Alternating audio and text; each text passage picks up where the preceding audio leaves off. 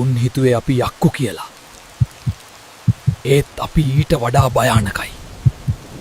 Kilometre 40ක් සතුරෝ මැදින් නොකා නොබී දවස් ගානක් උන් මුළු කැලේම පීරුවා. ඒත් උන් දැනගෙන හිටියේ නෑ මරණය තියෙන්නේ උන්ගේ කකුල් යට කියලා. කාගට් එක ආවා. මුළු කොටි සංවිධානයේම හොල්ලපු ඒ මොහොත.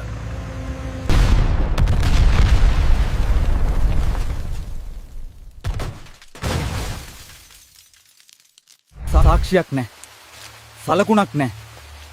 අපි ආවද ගියාද කියලා දන්නේ මේ මහා කැලෑව විතරයි. ඉලක්කය අහවරයි. අපි ආයේ ගෙදර. ඉතිහාස පොත්වල අපේ නන් නැහැ.